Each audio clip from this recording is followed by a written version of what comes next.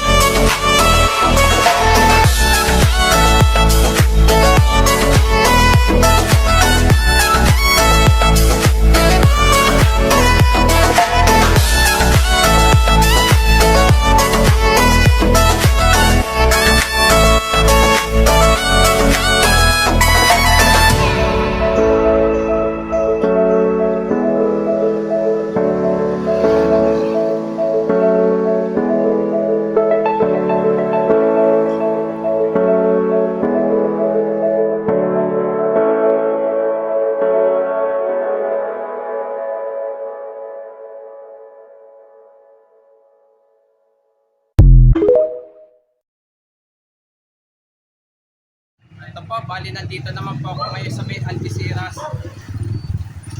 Sobrang po.